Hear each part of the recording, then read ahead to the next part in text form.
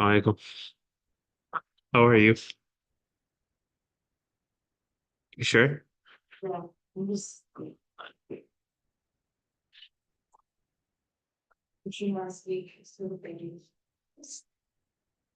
You were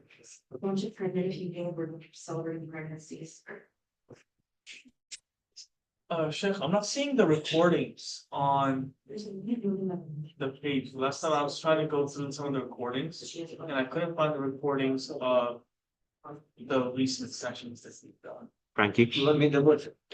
Sorry, Frank. Let me double check it. I'll see if there's some that I haven't posted. I thought I got all of them, but I might have. All right. بسم الله الرحمن الرحيم الحمد لله والصلاة والسلام على نبينا محمد وعلى آله وصحبه أجمعين أما بعد اللهم لا علم لنا إلا ما علمتنا إنك أنت العليم الحكيم اللهم علمنا ما ينفعنا وانفعنا بما علمتنا وزدنا علما اللهم لا سهل إلا ما جعلته سهلا وأنت تجعل الحزن إذا شئت سهلا اللهم فقهنا في دينك وارزقنا العمل بما نتعلم واجعل ما نقوم به خالصا لوجهك وتقبله منا يا رب العالمين. O Allah, we have no knowledge except for what you have taught us, and indeed you are the all-knowing. O Allah, teach us what is beneficial and bless us to implement what we learn and increase us in knowledge. O Allah, there's nothing easy except for what you have made easy for us. So Ya Allah, ease in every hardship for us. O Allah, bless us to be sincere in what we learn and accept this act of worship from us. Ameen ya Rabbil Alameen. Today, inshallah, we'll cover the fifth condition, the fifth and last condition of prayer. And which is the intention. Intention is something Allah subhanahu wa ta'ala has made a blessing for us that with just merely intending something, we get rewarded, whether we follow through with it or not. And intention is something that is a blessing for us that sometimes a person might not be able to do certain acts of worship, but he also get the reward for doing that. What is the purpose of an intention?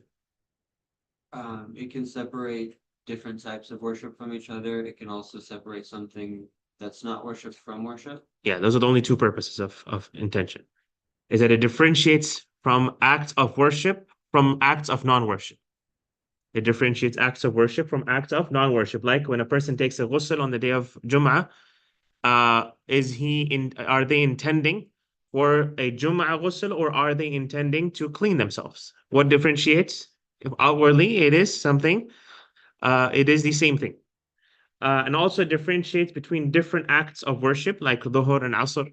What differentiates? It looks the same from the outside. It is the intention. If a person intends to do something haram and then he backs off, what happens? They get the reward. It depends on why. So it doesn't depend on why? Okay, so if you were to drink alcohol, may Allah protect us all. If you were to drink alcohol and then you went to the liquor store and it was closed, and you're like, okay, fine, I won't drink alcohol. Do you get a reward for that? So what is the condition? You have to intend not because of extra. I've heard that That's a good answer. I've heard there's three situations. Yani, if I intend to not do the thing for the sake of Allah, there's reward in that. If I intend to stop for a non-deen reason, it's neutral. And if I am unable to do the thing against my will, I earn sin for that still. Anyone agree or disagree with that? Seems logical. Seems logical. Dhikrullah? Any deep insights you have? No. No? Everyone agree with that? Yeah. Okay. So, okay, let me elaborate on his situation. He said the first situation is that, let's say you go to the liquor store and you find the liquor store closed. And that's the reason why you didn't drink. The second is you got lazy and you're like, I'm not going to drive to the liquor store. The third was you were like, I shouldn't sin. It's a haram thing for me to do. So the third one, which is I'm not going to do it for the sake of Allah, we can all agree that's something he will get reward for, right? The second, which is when he was lazy. He's like, I'm not in the mood to drive all the way to the liquor store, and he doesn't drink alcohol. Does he get a reward for that? Anyone says disagree with Frank? See, I don't think it's a sin. I don't think it's a reward. I think it's from Allah. Like to have these when you're about to do haram and Allah puts an obstacle in your way. I'm not saying it's a reward or it's sin, but I do think it's something good from Allah. That's a separate issue, whether it's from Allah or not. We're talking about a hukum, a ruling. Does he get reward? Do they get reward? Actions are pre-intention. That's the major hadith, right? Okay, yes. The maximum faith. Yes. So you have to have the intention, and since this is precluding to salah and intention, I'm sure you have to have that intention in order to count. I mean, Is there sin or no sin? no. No sin? No sin, if you didn't do the action, the angels have to write down the action. Okay. So no sin. so now that I'm thinking about it Wait, more. One second, I'll get to you. Hold your thought. Yes, Fatima. Oh, it's just basically, like, I don't think there's a sin, like, that, maxim, does it relate to sins? Well, like, actions are judged by intentions, like, I did get that, but if a person intends to commit murder, but they don't do it, or they didn't actually carry out that act, that can be written.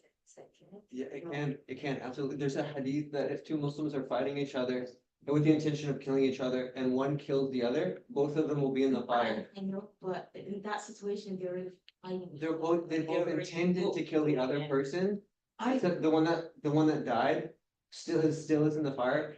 He didn't murder the other person, but he intended to, he was just unable to. But in that situation, though, I would say, like, We need a different. right, there's a difference, if they intended to actually fight, and then they decided not to fight. That's different That's though. one thing. No, Yeah, no, he's saying they both wanted to fight. They're intending to kill each other. And only one succeeds. One succeeds because the other one dies before he could But conclude. the hadith is that they're both in the fire. But look, there's a difference between a legal action and a sin.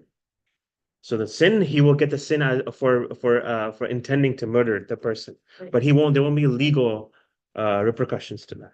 Yeah. So as Frank said, there are three situations. If a person leaves it for the sake of Allah, then they get ajr, they get reward. If a person leaves it out of laziness, then they don't get no reward or sin. But if a person wants to do it, but there's an obstacle which prevents him from doing it, and he still has the intention, and if it wasn't for the obstacle, he would have done it, then he gets sin for that. He gets sin for that, right? So a person, for example, wants to rob a bank, and as he gets to the bank and he sees their cops around it, he's like, "I'll come tomorrow, I'll do it," and he dies before he does it tomorrow. He get the sin for intending to do that, right? But this is only regarding to what is prohibited, when the same three rules don't apply to what's permissible. Okay, we'll come to the permissible. I was about to come into permissible. Permissible There's or no, something like- obligatory. Obligatory. Something like, rewardable. reporting. Rewardable. So when it comes to rewardable, there is a time where a person thinks about something and then he doesn't do it. Let's say, oh Allah, I would love to go for Umrah. That thought doesn't get a person ajr for that. But if a person goes online and he saves up money, he saves up, let's say the cost for going for Umrah is $2,000, and he saves up money and he said, I'm going to go register. And right before he registers, he has some sudden expense that he has to take care of and he can't go for Umrah. That person gets reward. Person gets a full reward of going for Umrah, as if he went for Umrah, right? But it doesn't, it doesn't take off the obligation of doing certain things like Hajj or prayer. Right. Then the third is a person who follows through with that, and he does the act, and he also gets the reward. So intention, the reward that a person gets an ajr for intending for something is that if he has a serious intention. A person says, if I had the money today, I'll go for Umrah today. If I was living if I was living next to a masjid, I would go pray every day in the masjid, right? And that if I had money, I would have helped people in Palestine. We said that person will get the ajr bi'idhnillah azza wa jal for the reward for the work that they do. Okay, any questions about this? Assalamualaikum, Sheikh. Yeah, I have a question. So Okay, I go was for it. thinking as far as because I thought it was like if you thought something bad in your heart and you didn't do it, you don't get penalized for it. I'm confused with that. If you don't do it for the sake of Allah, meaning the reason why you didn't go through with it is out of fear of Allah subhanahu wa ta'ala. But if it was out of fear of law or being punished or penalized or some legal issue, then you don't get a reward for that. You get punished for that. I think there's a difference between attention and thought. You're not Yeah. punished for what you think, but if you're like Yeah. plan, Oh, That, okay, okay, that okay. makes sense. If Okay, that that was what you're meaning, if a person had a thought of doing a sin, then obviously he doesn't get sin for that. But okay. if he had a sincere intention to do something haram and then he didn't go through with that, then it depends. Yeah, only thoughts are not, we're not accountable for our thoughts. Allah subhanahu wa ta'ala, the Prophet says, Allah subhanahu wa ta'ala has waived the sin of whatever your heart sometimes thinks about. So sometimes, a person might see some temptation outside and be like, oh, if I wasn't a Muslim, I might have been tempted to do that. Or the thought of committing a sin comes to his heart, that Allah subhanahu wa ta'ala won't hold you accountable for that. But if you made a serious attempt and then you didn't do it, then it depends. Yes. Well, I guess this is the reason why my head is like getting a little fuzzy on this, because I know in Islam we really differentiate amongst some of the other Abrahamic religions in that we very much are like action based. Like for instance, like during Salah, like people say you need to be mouthing the word so that the Yeah. angels can record what you're doing. So I guess for me, the thing that I'm sort of struggling to understand is like when you say you wanted to commit a sin, but you can't because of an obstacle. So it's not for the sake of Allah, but an obstacle in your way. Are you getting sinned for the preparation or the things that you did and intending to do the sin? Or are you getting written down for the sin itself? It's as if you committed the sin, but there won't be any legal consequences to that. So if a Like person, on Yom Kippur, there it will won't be be, any legal. yeah. So the person that wanted to drink alcohol and they Yeah. couldn't, they won't get the punishment as if they had drank alcohol In the dunya. in the dunya. In the dunya. because Like for drinking alcohol, you get whipped in Islam, right? And for example, for when you steal something, you have to return it and the repercussions. Yeah, yeah, yeah. You won't face that, but you will face a sin. The Prophet ﷺ in Hadith mentions that a person who intends to do something haram and he does it, and a person who intends to do something haram and he can't do it, not that doesn't want to, he can't do it, then their sin is the same. Okay, and then the follow-up is about what y'all had just said. Oh, I actually just blacked out. It's been a long day. Okay, whenever you let us know. Okay. Intention. And now there are types of intentions. There's a time of intention and there's a place for intention. An intention is something that a person has to renew over and over again for something that's continuous. For coming to this class, for example, and the intention for this was to learn Islam, and after a while, you kind of lost the reason why you come to this class. A person has to renew his intention. When a person is regularly praying, sometimes he loses the essence of prayer, understanding the essence of prayer. And the scholars used to say, we used to renew our intentions over and over again. The types of intention. Intention is of when a person intends to pray, he intends two things: the type of prayer and whether he is praying by himself or is he leading a prayer or is he being led, right? And when it comes to a person praying by themselves or praying in jama'ah, he's one of three. Either he's praying solo, not following anyone or not leading individually, or he is leading, he's the imam, or he is being led by an imam. And all three of them have different rulings in Islam. The second is a type of prayer. We can classify the types of prayer in many ways. You can either say that there are specific prayers and there are general prayers. Specific prayers can be obligatory prayers and sunnah specific prayers, and there's general sunnah. Or you could say there's obligatory prayers and there's sunnah prayers, and sunnah prayers are of two types: specific and unspecific. Was that clear? Obligatory prayers like Asr, 5 daily prayers. So for khams. What about specific sunnahs? for Fajr. Two before Fajr. The two before Fajr, what else? So the Rawatib, the Eidain, I'm blanking on the names, but the two different types of eclipse prayers. Is the prayer associated with the dua for rain a specific type of prayer? This is qa. Yeah. It's istikhara, Duha. What else? What's it, yeah, Witr. What else? Let's see how many we can name. a janaza, Qiyamul Layl, Tahajjud. It would fall under obligatory. It depends. If it's enough people have prayed, then Right. for the rest it becomes a sunnah. For Tarawih, does everyone in the line have to make that intention, or does it have to be the leader? Because that's a sunnah prayer that's actually. Let me come to that in a bit. Okay. And then there are unspecific general nafil prayers, like So after wudu, specific. oh yeah, that's another, Yeah. just, I want to. Yeah, there's no example for that because anything you give an example will be specific. So it's like you just right now you just stand up and pray 2 rakas, which is something the scholars would do. Like if they had free time, they would just stand up and they would just start praying. If they had free time, they didn't have the energy, for example, to study or to teach, they would just stand up and read Quran and worship Allah subhanahu wa ta'ala. So you don't always need a reason to pray. You living is a reason to pray. Unless it's the time of prohibition. Okay. Now we're going to go into a little bit of detail in the intention of being led or praying solo. If a person is praying solo, then he cannot, could say, promote himself to either joining a jama'ah or leading someone else in jama'ah. Was that clear? If a person, according to the Hanbali madhab, if you're praying solo, you cannot suddenly just transform or convert yourself into an imam, or you cannot suddenly convert yourself and join someone else's jama'ah. Was that clear? So a person is praying by themselves, and they find this group of people praying in front of them. They're like, I'm just going to join in my prayer, and I'll join my prayer with them. We say that's not allowed. You can break your prayer and then join the person, but just by joining them, that is not allowed, right? The second is, if a person is praying and someone taps on the shoulders, like, I want to make you the imam, which happens quite often, and I'm going to pray behind you. According to the Hanbali madhab, that's not allowed.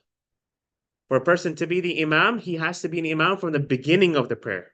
When he says Allahu Akbar, he needs to have the intention of being an imam from the get-go, not from the middle of the prayer. Why? Because when a person is imam, he takes on a lot of issues that the person praying behind him does. And we'll cover that when we cover the obligation and the mistakes. One second. Some of the mistakes that a person praying behind the imam does is waived because he's praying behind the imam, right? And we'll cover those mistakes, inshallah.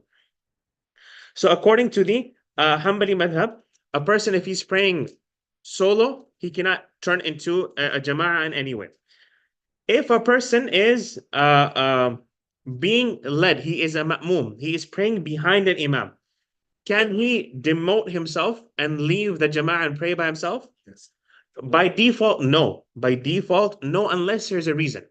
Unless there is a need, unless the person is not feeling well, then a person has a reason, excuse to excuse himself from the jama'ah and go solo and finish his prayer. That's allowed. Leader or is. He's being led. He's being led. He's being led. So a person who is following the jama'ah should not, once you enter the jama'ah, then you should stick in the jama'ah unless there is a strong reason for you to leave. As a person came to the Prophet ﷺ and he said, Ya Rasulullah, and people complained about him to the Prophet ﷺ and said, Ya Rasulullah, this person, left the jama'ah as we were praying. And then the Prophet ﷺ asked that person, why did you do so? He said, Ya Rasulullah, he was praying for too long and I couldn't continue. I had, errands to run. I had family commitments and so on and so forth.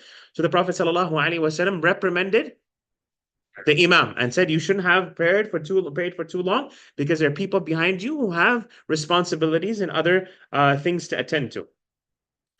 So the Prophet ﷺ did not say, yeah, that's something fine. He only allowed it for that person because of that situation. Or else the Prophet ﷺ, as soon as a person came and people complained about him, he would have been like, yeah, that's fine. It doesn't have to justify for any reason if it was okay generally. Okay. The imam who is leading the prayer, can he turn into a follower of the jama'ah and let someone else continue the prayer? With except, I've seen reasons like. By default, no. He's not allowed to do that. The imam is the imam. I'll come to that. Unless there's a reason. The reason could be the imam gets really sick and he can't continue. Or the imam, for example, starts choking on something and he can't continue reciting. Then the person can come and continue their prayer. Or, for example, when a person is unable to, for due to sickness, like Umar radiallahu anhu, when he was stabbed during prayer, that's when someone came forward and led and continued their prayer. Or if a person who is not the appointed imam of that certain place, like for example, every masjid has an appointed imam. Like I am the imam of my masjid. Now I was running late and dhikrullah was there and he started leading the prayer. If I come, dhikrullah is allowed to step back and I can join and continue. I can join the continue prayer. But besides that, an imam is not allowed to break that prayer.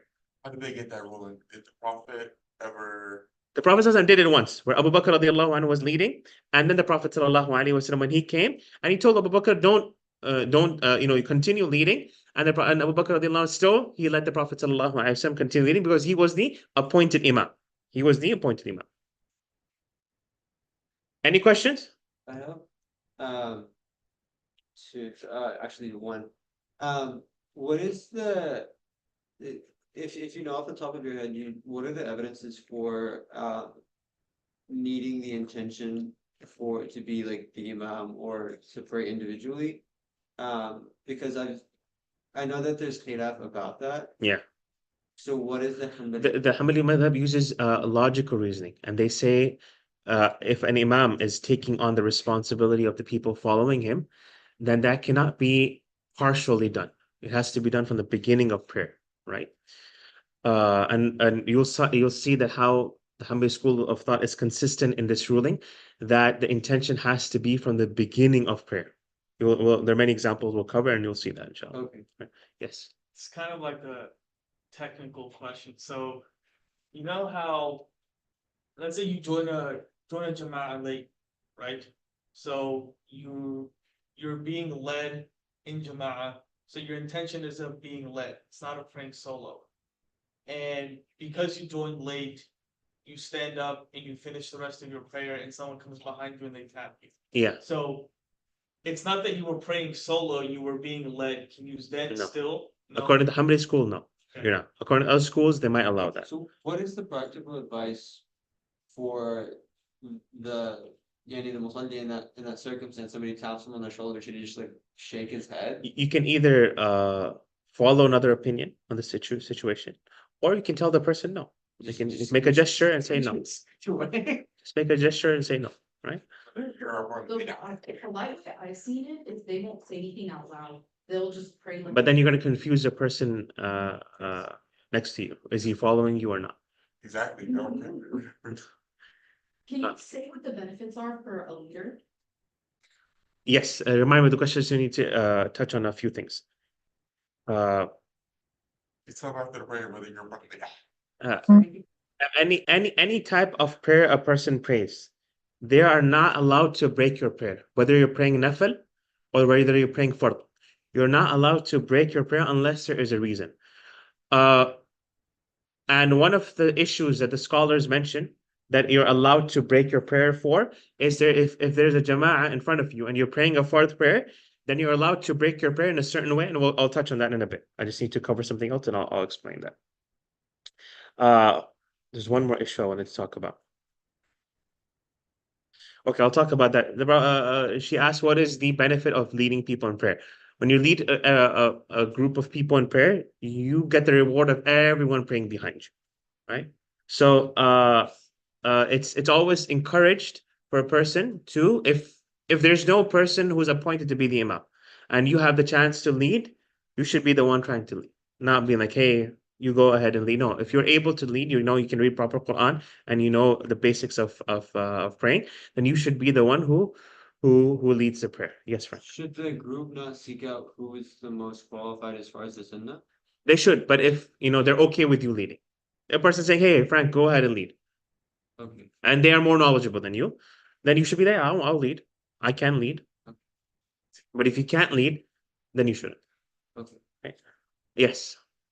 I also heard that, is there a hadith that states whoever has authority over a place should be the one Yeah. to lead? So like if you go to someone's house, Yeah. right?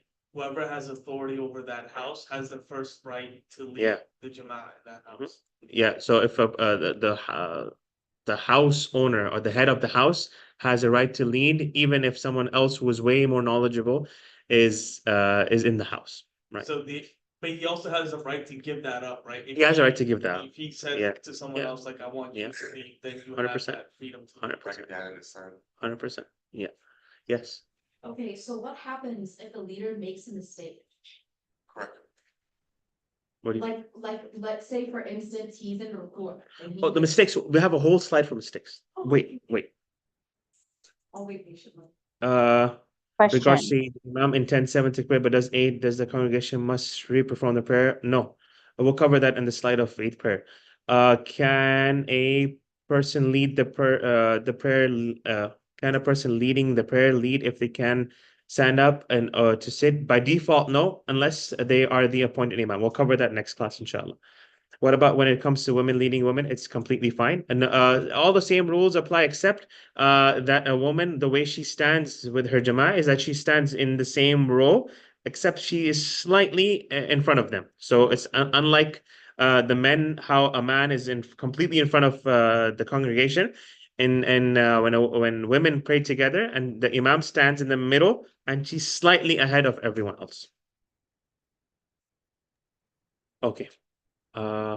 There's a few things, but I'll touch on it. The type of prayer. We mentioned that there are 3 types of prayers. There is fard, there is specific sunnahs, and there's unspecific general sunnahs.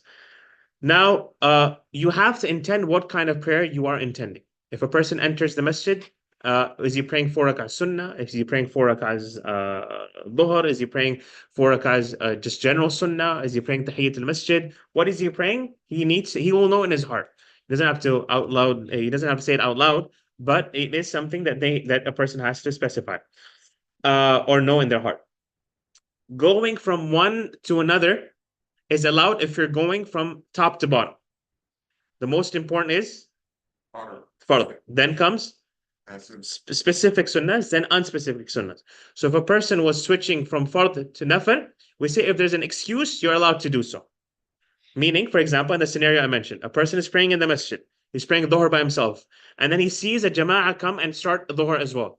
So what he does, he switches to nafil and he finishes his nafil quickly. And then he goes and joins the jama'ah and he prays dhuhr with them. He switches his intention mid-salah. Mid-salah, right? But you can't go the other way around. You can't go from sunnah to fard. Because your fard has to be all 4 rak'ahs or all 2 rak'ahs or all 3 rak'ahs if it's maghrib. All of them have to be performed as an obligation, as an obligatory prayer, or else it's not fulfilled, right? So hence, if you go midway and you'd say in the second rak'ah you were praying sunnah, and second rak'ah you're like, you know what? I'm gonna just pray dhuhr now. We say the first rak'ah of dhuhr you didn't pray as an obligation, right? So hence, you have to pray the entire prayer as an obligation. Was that clear? What's Yes. the logic of, like, because it seems almost as if the intention between being led or being solo, that doesn't follow the same as the type of prayer, because that one, it's the intention that you begin with. Yeah. But this one is an intention that can be switched. It can go downwards. You can go down. Yeah, but not you can promote yourself to a higher type of prayer. You can demote yourself to a lower type of prayer, but not promote. Because in a sunnah, if you intended to pray 4 rak'ah sunnah, and midway you prayed 2, there's no sin on you, right? It's more flexible. If there was a reason for you to break your prayer, you don't have to make up for that, right? But for obligation, you have to make up for that. You have to pray 4 full rak'ahs of dhuhr for it to be valid and for you to fulfill that obligation. Is that clear? But you should not, By default, you should. even sunnahs. Even sunnahs, you should not break sunnahs. You should not break sunnahs.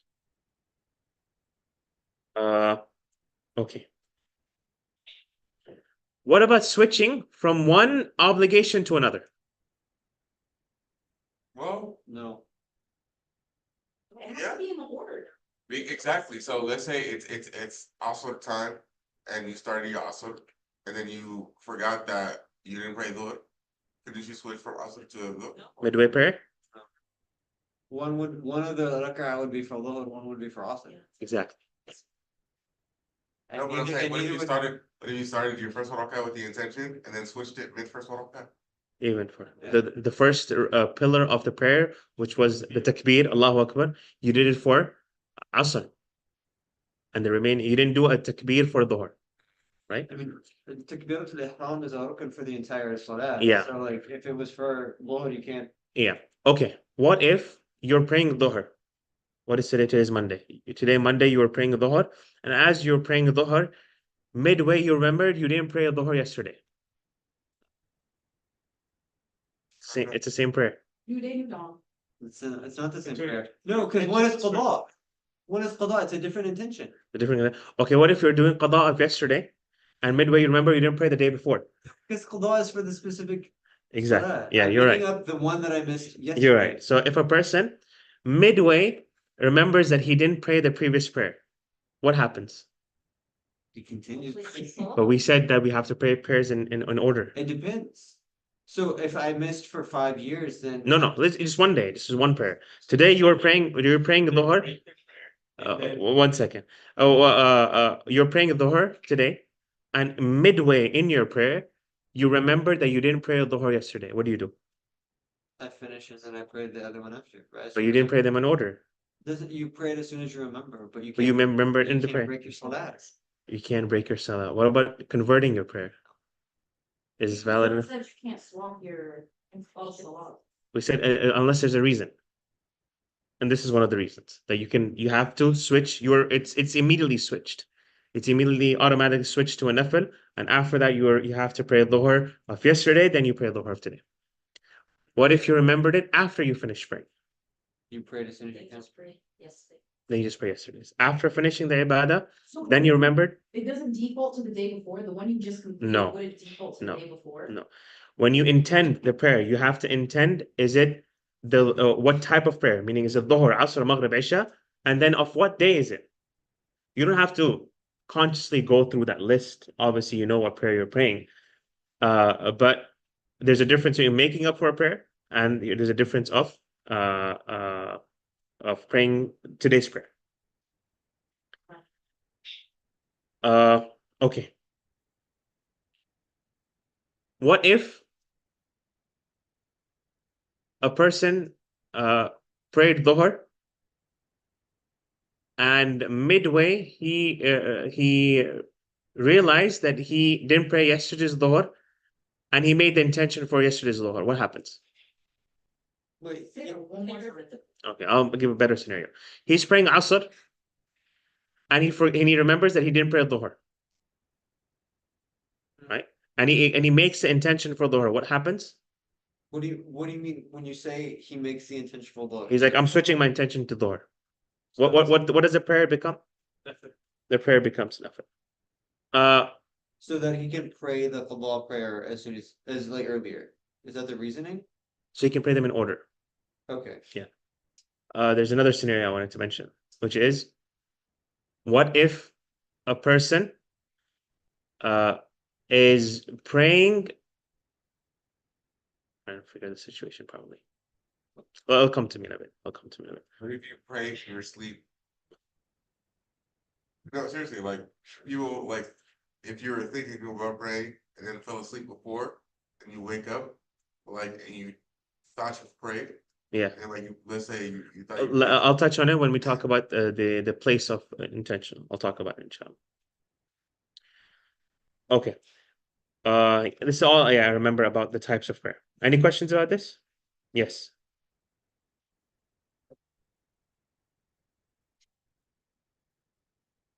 You're praying. Answer. But. You'll miss Maghrib. Yes, we covered this. I think we covered it in the times of prayer. We said it. You have it. I'll explain it. I'll turn it. You have your Maghrib will count, and then you pray Asr, because you want to avoid two missed prayers. So to avoid that, then that will count as Maghrib. That's a good point. Yeah. Okay. What else?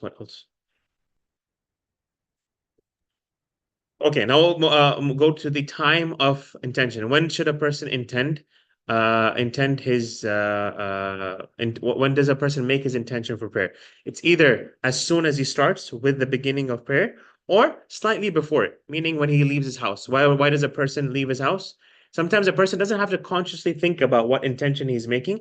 He knows if a person were to stop him and ask him that why are you going to the masjid, they'll tell you we're going for the masjid for dhuhr. I'm going to the masjid for asr. I'm going to the masjid for to pray sunnah for tarawih. A person knows their intention, so it's not something you consciously have to go through. Uh, this is the same with Ramadan, which we'll cover inshallah. That if a person intends the fasting the entirety of the month from the beginning of Ramadan, that's enough of an intention for him to have for fasting every day of Ramadan. They don't have to consciously make an intention for every day of Ramadan. Is that clear? Yes. Didn't this, like, earlier you say that for a continued act of worship, you need to renew your intention? Yeah, it's better. Okay. It's a way to just keep yourself motivated and conscious of the prayer. Yes. What if in Ramadan you decide to break your fast with no valid reason and you resume the next day? Do you have to renew your intention or did that first intention count? Ask me at the end of this class, because we're still praying, right? One thing I forgot to mention is when you pray behind someone, I don't know if we have a slide about leading prayer. I think we do. That your intention cannot be stronger than the intention of your imam. We mentioned that if you're praying we said the strongest prayers are obligatory prayers, then the unspecific sunnah, then the specific sunnah, then the unspecific sunnah. Meaning, if you are praying sunnah behind an imam who's praying an obligatory prayer, that's okay. But for you to pray an obligatory prayer behind a person who's praying a sunnah prayer, that is not allowed according to the Hanbali madhab. According to the Hanbali madhab. Other madhab allow that. So this issue comes in when? During Taraweeh. People who catch Taraweeh late, they missed Isha. So it's a valid opinion that people can pray Isha with the Imam praying Taraweeh. And they intend their Isha prayer and the Imam is praying a Sunnah prayer. The Hanbali school of thought says no, you're not allowed to do that. Your intention cannot be stronger than the intention of the Imam. So what do? You pray solo, you pray Isha, and then you join the Jama'ah, and then you continue praying, which is safer in general. Yes, Frank. Is that why non-badals cannot lead adults in Fard's prayers? Yes. Okay. Yes. I always thought that was the reason, but I wasn't sure. Because their prayer is sunnah and yours is an obligation. Yeah. Yeah. When you pray, sorry, one thing I forgot to mention, yes. When a person is praying solo, we mentioned that they cannot become an imam, right? Unless they're praying sunnah. If they're praying sunnah, they can turn into an imam, midway prayer, because you don't have the condition that you need the entirety of the prayer done in obligation. Was that clear? No. Make sense? No. You don't need every single rak'ah to be for that intention. So Yes, that's because what- it's a sunnah prayer, so it doesn't require that. And And- situation with that. Like if a person's praying Tarawih by themselves, and you come and you join them, and you want to pray Tarawih with them, right? If they're praying at home, for example, or they're doing Qiyam al-Layl, for example, you want to join them in prayer. You can do that. As Ibn Abbas radiallahu anhu did with the Prophet sallallahu alaihi wasallam, that he slept at his maternal aunt's house, Maymuna, and he spent the night. And when the Prophet sallallahu alaihi wasallam got up to pray at night, he joined him, and the Prophet sallallahu alaihi wasallam continued his prayer, even though the Prophet had started his prayer. And they say that is okay because it was a sunnah prayer and not a fourth prayer. And the other schools of thought use this and make an analogy that if it's okay for nafil prayers, for sunnah prayers, then it should be okay for obligatory prayers as well. And the Hanbali school of thought says no, the default is that you can't switch intentions, and this is an exception to that.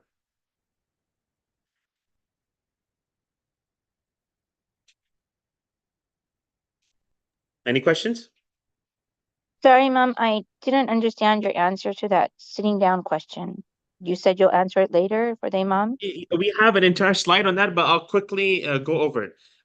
Any person who doesn't fulfill the pillars of prayer, then if it's a temporary obstacle or temporary reason why they're not doing it, then they're allowed to lead prayer if they are the appointed imam.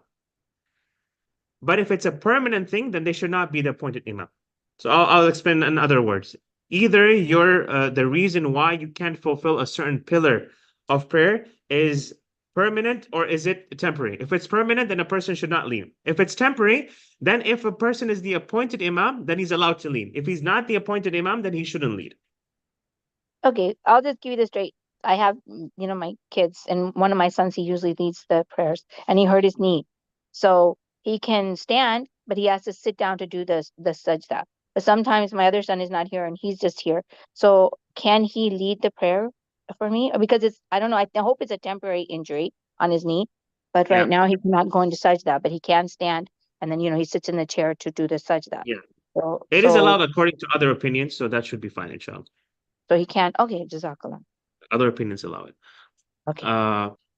Diplomatic way of saying No, I'm saying the Quran is saying yes, that he can lead, inshallah. Any questions about this? Missing something? Am I missing something? Okay. Moving. Question? Okay. Yeah. I have one. So for Jumu'ah, if if I prayed at the masjid and then I went to the school later and they asked me to be the khatib, Yeah. could I be the khatib? Would I have to make somebody else lead the 2 rak'ah? According to Hanbali madhab, yes. Yeah. According to that. Yeah. I do that when I choose other opinions when I lead two Jumas. Okay, so you can. Yeah. According to other schools of thought. Okay. The whole issue of two Jumas in itself is a big issue. Yes.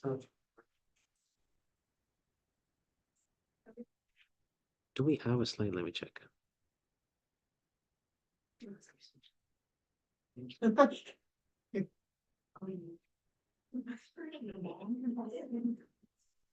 And we don't have a slide. Yes, if the Imam stuff, I can answer that. 1 second. There was a slide, I think. Anyways, yes.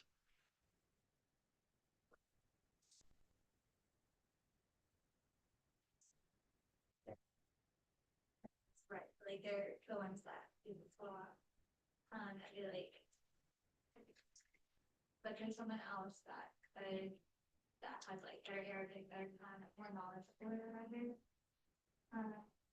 Or actually no, what if the person is just like really soft? Yeah, no, she doesn't mean it that way. She means it that he can't fulfill the pillars of the prayer properly, create a set Fatiha properly. Is that what you're asking? So yes, he shouldn't lead. It's if they both can fulfill the basic requirements of prayer, and then one is better, then we say that by default, yes, he should deserve to lead, but because it's his house, he's more entitled to lead. This also works for war, right? And Amir, like if the Amir of an army or a country isn't the best in terms of Tajweed and Makharij and pillars of Salah, but he can still fulfill it, he still leads the people, right? I don't know. But in general, they also mentioned that outside someone's house or the masjid, the most entitled is the governor of that city or that country. He is the most entitled to lead the prayer. Based Does that answer your question? Oh, I've also heard like a known fasiq shouldn't be the imam. yeah, 100%. So does that include like in his own home? Like It's not that it's invalid. Okay. If he leads not, the prayer is invalid. It's just that in like for the like he shouldn't be appointed. He shouldn't be appointed. He shouldn't be put forward. Yes. You had a question? Okay. But doesn't he need the good deeds? Okay. Moving on. Yes. Okay. Telling you about like his politics sayers. Mhm.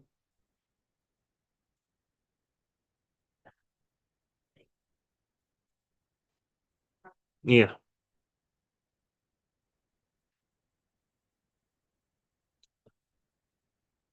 First, okay, the problematic tajweed is of two types. One is that the meaning is changed, then yes, then that becomes a problem. And the meaning is changed, especially in Fatiha, that becomes a much bigger issue. But if it's not something that's changing the meaning, then that can be worked around. Right? So for example, if a person says, Alhamdulillahi Rabbul Alameen, right? It's a Rabbil Alameen. That's a mistake, but it doesn't change the meaning. But if a person says, Salat al-Ladina an'amtu alayhim, which changes the meaning, which means I am the one who blessed. Then we say, no, over here, that should be this person should be avoided. And prayer is not valid up behind them. Unless you go with the opinion that reading Fatiha in itself is not an obligation, which becomes another issue. Hanafi school. Hanafis don't consider Fatiha to be an obligation. I thought they said like if he changed like something that changed it to something that has like the same exit. I would say Fatiha in general, overall, is not, if a person is reading Surah Al-Ikhlas and he prays, it's fine. That you understand. So, Yes, they take that as to mean there's no perfect prayer without Fatiha, and they use the hadith where the Prophet ﷺ told a person who didn't pray properly that read whatever you can from the Quran, and they use that hadith as proof. Okay, where were we? Okay, moving on. The place of the niyyah is in your heart, meaning a person doesn't have to verbalize his intention. Verbalizing your intention is of two types. Either you think your intention is the verbalization, meaning your intention wasn't in your heart, and when you only verbalize it, that's when you make the intention of the prayer. That is considered to be an innovation according to all the scholars. It's a consensus that is a bid'ah, an innovation. But if a person wants to affirm the intention that he had in his heart, then the scholars have disputed this, and some say that it's an innovation, and some said no, it's okay, it's fine, as long as the intention was initiated in the heart and not in the words that he verbalized. There's a very fine line between them. Okay. Now continuing your intention throughout your ibadah, do you need to always be conscious of the prayer you're praying? You have to always be conscious of whether you're praying on time or was it a make-up prayer? What is it? There are two scenarios. One is to not change your intention, not break your intention, and the other is to be always conscious of your intention. The first is a condition, meaning you don't intend to break your intention, and nor do you doubt your intention. Right? You might be like, I'm praying Dhuhr. I think I'm going to break my prayer. I think I might switch to nafil. Right? You know, that is doubting your intention. That breaks your intention. But if you say, I'm going to pray Dhuhr, but I don't know if I'm going to make it to the end of the prayer, or if I see someone else join the masjid, then I'll switch it to nafil and I'll join the jama'ah. That's different. You're not doubting your intention. Was that clear? Same with fasting. If a person is fasting and they say, you know, I'm tired, I've broken my fast, and they didn't eat anything, they've broken their fast. So intention breaks all that, even if you don't. Intention breaks your outwardly fast. And even doubting your intention, where there's a difference in doubting your intention and thinking about breaking it later on. Those are two different issues. The first breaks your intention. Then that is a minimum obligation that a person has to not break his intention or doubt his intention throughout the prayer. Can you give another example for doubting intention? Yeah, let me come up with something. The second is being conscious of your intention throughout the prayer, that you know you're praying Dhuhr and always thinking about it. That is a sunnah for a person to do so, but it's not a requirement for a person to have. You mean like during Luha, you're like, I'm praying Luha between motions or like? Yeah, you're like, you know, when you're in your ruku, you're consciously. This happens a lot when you're praying behind someone. Sometimes you're so tired, or you get used to praying behind people, is that you just pray behind someone, and then if I were to tap you in the middle of the prayer and ask you what rakah, you're like, I don't know what rakah, right? Because you haven't broken your intention, but you've lost the awareness of your prayer, if that makes sense. Yeah. Sometimes I join and then we finish, I'm like, we didn't have another left. With all the mistakes, inshallah, we have an entire slide. If you mess up certain parts of the prayer, how do you make up for it? Inshallah, we first have to go over the pillars and the obligations, and then we'll talk about the sajda sahu and the mistakes, inshallah. What else? What else I want to talk about? A good example for doubting your intention. Would that be something like, wait, am I praying like my qada? That could be that. If a person is praying and suddenly like, am I praying Dhuhr or Asr? I don't know. You didn't have an intention. Okay. Would you say that putting a condition on your on switching intentions is not doubting your intention. Not a condition, but more like Situational. a circumstance. Yeah. Yeah. So you're like, I'm gonna pray for Dhuhr now, but if a jama'ah comes in after, then I might break my prayer and join them. Can you have that thought or That can be a thought, but not in prayer? yeah. Like it can be a thought, but not an intention.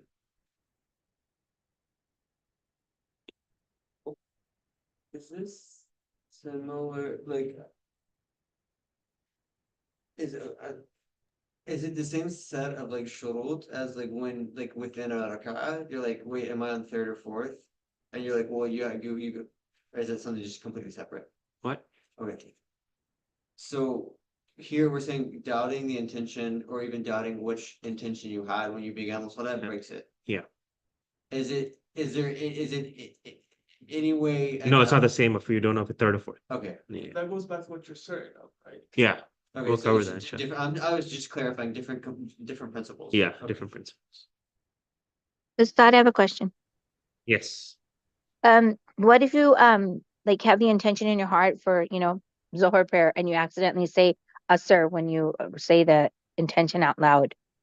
That's a good question, and that if we cover the maxims of fiqh, we'll talk about it in detail. But we'll mention this: if you verbalize something that is different than what your heart intended, then Allah will hold you accountable for what's in your heart, right?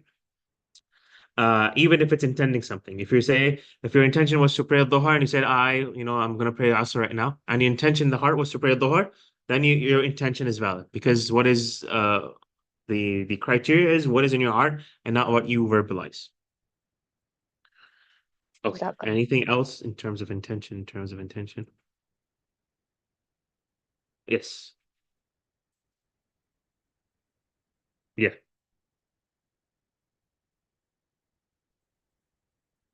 Yeah. Yeah. No. Doubting it would be like if someone asks you, "Are you still fasting?" Like, I'm not sure. Did I break my fast? Did I break my fast? I'm not sure. Am I still fasting or not? You were like thinking about breaking your fast, and you got so caught up in your thoughts. Like, I don't know if I'm continuing to fast or not. It's very rare. It's just a very technical thing. Okay, from that I have a different question. So does it always break it or can it demote it? So, okay, It can if Yanni, I'm praying was like, oh, for no, example, it breaks your prayer. breaks Break it. it. But in fasting, you could continue if you doubted your intention, serious doubt, and you didn't know whether you're fasting or not, and you didn't do anything to nullify your fast. You can continue the rest of the day with a new intention to continue the day with a nafil fast, Okay, voluntary fast. so, okay, so with Salah, it breaks it, Yeah, no matter what, yeah. but with fasting, It, so it for will be a example, new fast. You're starting a new fast for the remaining of the day because when you fast nafil, you don't have to fast the entire day. so my question, so talking about like doubting intentions, let's say I, I'm, I had days from Ramadan that I needed to make up, Yeah. or maybe I broke an oath or Yeah. something like that. And I'm like, it's like Dhuhr time and I'm like, wait, did I make the intention for like a Nafil Monday? Or did I make the intention? No, for okay. an No. obligatory fast? This is a different issue. The scholars talk about this. There's a difference between doubting your intention and doubting whether you made an intention in the beginning of the ibadah or not. Okay, so If you doubt whether you made an intention in the beginning of the ibadah, that's discarded. You don't look into it. notice what I mean is like I'm doubting whether I made the intention. In the beginning of the prayer, not midway. To know which intention you say. So yeah, like Yanni, I know that I intended to fast, Yeah. but I'm doubting, did I intend to fast Monday or did I intend to fast to make up the day from Ramadan? I'll have to ask more questions. Like, what was the intention from the night before? But Okay, he's saying he doesn't remember. so like, I guess for me, like, cause you're saying in a salah, you're like, oh, is this Dhuhr or Asr? It breaks it. Yeah, if you seriously doubt whether the Dhuhr Yeah, Asr. so, or like if I get to the masjid, I'm like, oh, well, did I make the intention for Tahiyat al-Masjid or Dhuhr? Like, Yeah. breaks it. Yeah. So I'm saying like, I've begun my fast and I'm like, Yeah. oh wait, did I intend Monday or did I intend? Cause like, I'd say I have the habit of Fasting fasting Monday. Mondays, And like, I was thinking, oh, I need to make this, like, I was kind of thinking, considering making up the day from Yeah, Ramadan. then you didn't make the intention. Okay. Yeah.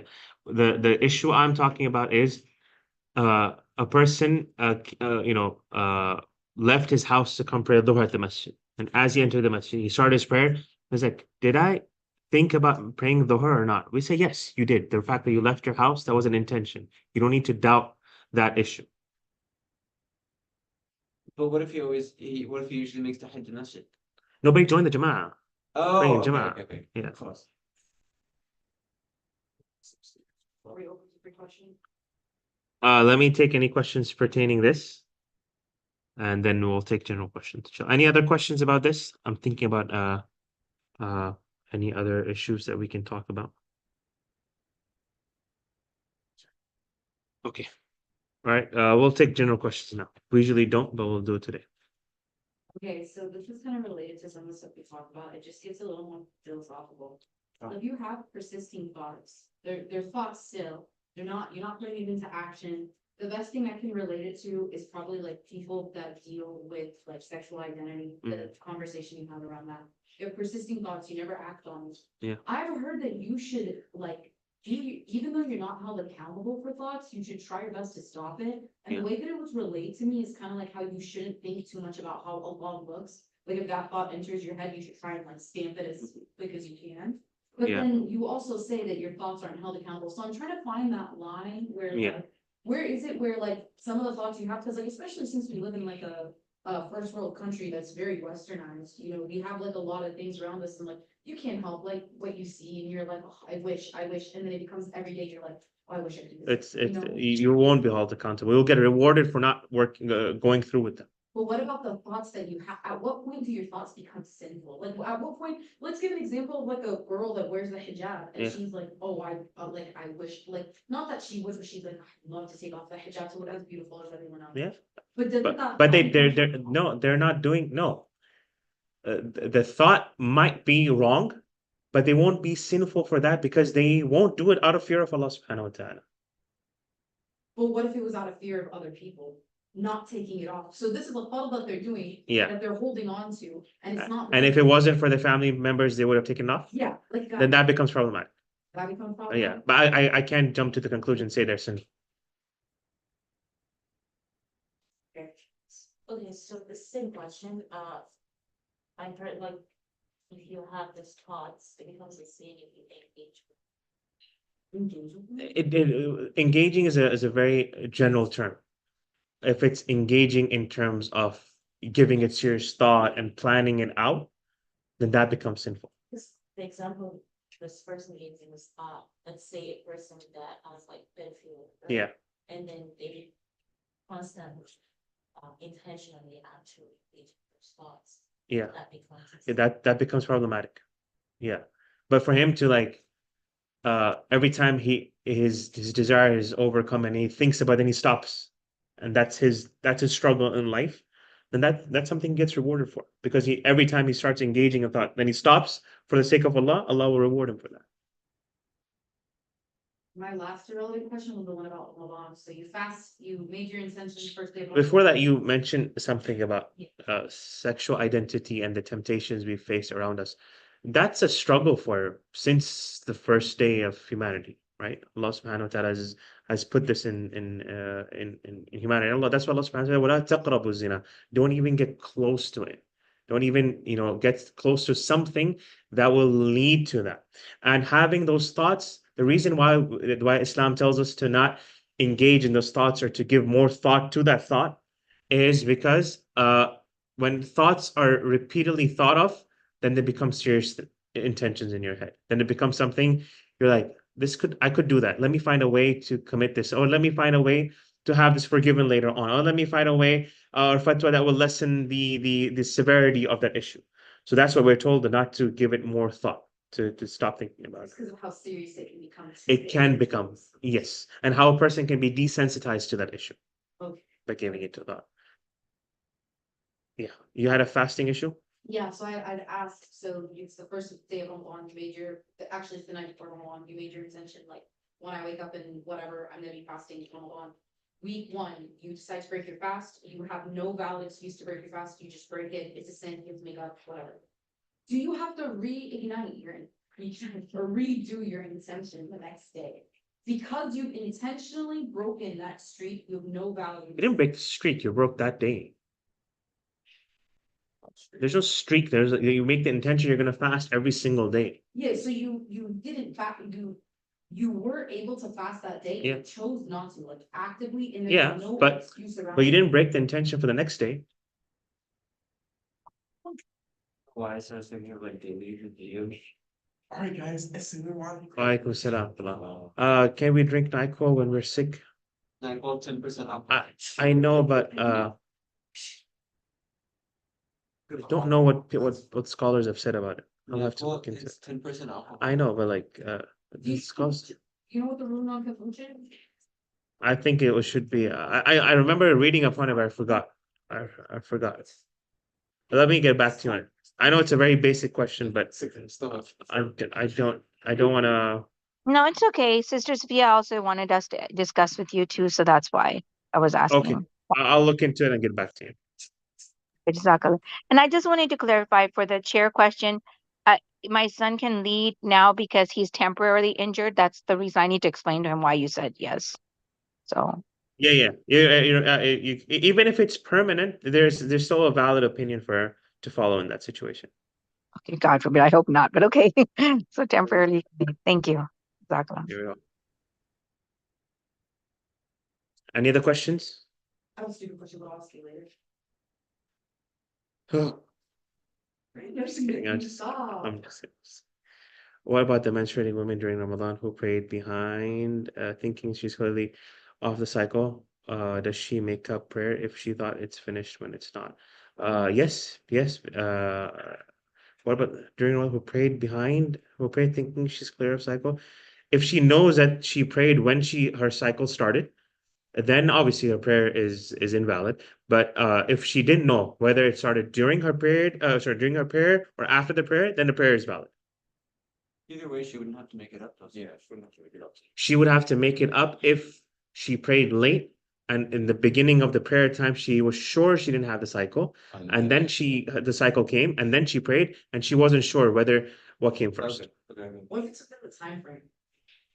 That's what. You you also started, you knew you didn't have your period, and then like 10 minutes before Asr was or Maghrib was about to end, then you. Did you already pray Asr or no? No, you haven't prayed Asr, you're just about to 10 minutes. And the before period Maghrib, started? period. Then you have to make up for that when you're done. Just that one though. Just that one. And Dhuhr. Of course, Dhuhr is already paid. Yeah. Uh, yeah. Another thing with the intention is also there's a maxim that says anything that breaks the prayer of the imam invalidates the prayer of the person behind him. So if a person the imam is leading and he suddenly breaks his prayer for a reason or without a reason, right? Immediately everyone behind their prayer is invalidated as well. What if he breaks his wudu? Or he breaks his wudu. The scholars say, the Hanbali madhab says, that if he immediately appoints someone else right after, then they can continue praying. What's that appointment? Like he will leave and he will tell someone lead prayer, right? Then the prayer is valid. But if he, broke his wudu and he didn't appoint anyone immediately, then everyone has to repeat What's the the prayer. time? They say anything that people consider to be close enough, yeah. I'm just thinking of the one guy that the one. But this is for someone who broke his wudu inside his prayer, not someone who forgot to do wudu. Yeah. Someone who forgot to do wudu, everyone's prayer is invalid. Reminds me of the guy that went to Mauritania that was not Muslim. Yeah. And he studied for a long time. And he was there for like 10 years. Never became Muslim, but he was leading people in prayers. And as he was leaving, he's like, Any questions, inshallah? I'm not Online? All of you have to read your prayers. That's not good. Yes, yeah. Assalamu alaikum.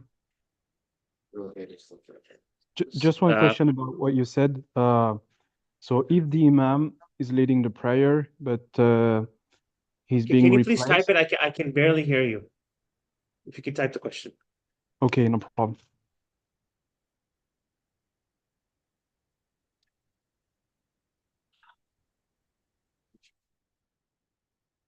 That's the end. Okay.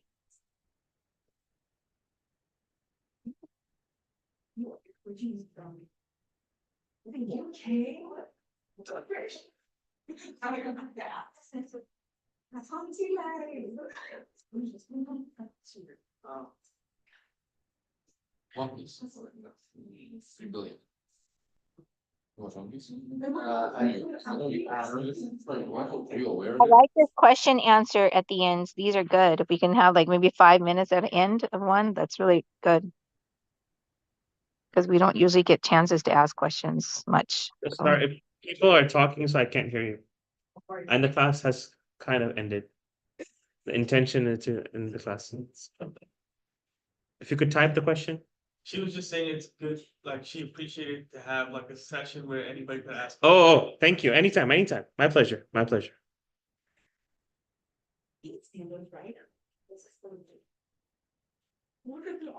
Who was asking the question from the guys? Was it Ibrahim? Okay. If the Imam number one is being replaced by someone else, then number one is being replaced by someone else, and then the number one quits the prayer. Do you mean that he quits the prayer without appointing or with appointing?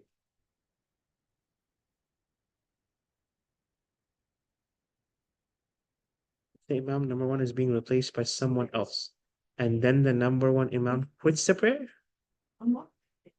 But he did quit the prayer when he got replaced. He quit the prayer. Or do you mean when a person is sick and he can't continue, or the person is unable? Okay. I don't know. That's a good question. I was thinking about it today, and I don't know. What's the question, Chip? Like if the Imam is reading and he starts choking, for example, and he needs to appoint someone else. Yeah, what is his prayer canceled, or does he become a follower of the other Imam? I mean, don't you appoint by Yeah, but you yourself, you're the Imam, and you start choking, and you can't lead anymore, and you let someone else lead. Are you continuing or not? you got that's got right? I don't know. Well, it's just, you can demote your intention now. Demote. You can demote your intention, but we're saying, does he have to or no? What if he doesn't? Is it valid or no? That's a very too technical. I don't know. But Chip, so in that case, like if you're promoting someone, they would have to then have the intention of now I'm leader. Yeah. But there's the prayer of the one leading. But can't you change your intention, or is that an exception? I don't know. I know it's an exception for the person praying behind that he can Right. become an imam. That's But for the imam to become a follower, I don't know. It's a great question because what if you're doing, you're doing a prayer? Let me look into it, Ibrahim, and I'll get it. That's a good question. I was hoping no one would ask it because I didn't know. But I don't know if the Umar radiallahu did finish his prayer or no. Pray it later. I'm pretty sure he prayed it, he woke back up and he prayed it. Yeah. Okay, inshallah. We'll see everyone next week. Assalamu alaikum. But he prayed it later, that would have been a not long break, so that would have broken.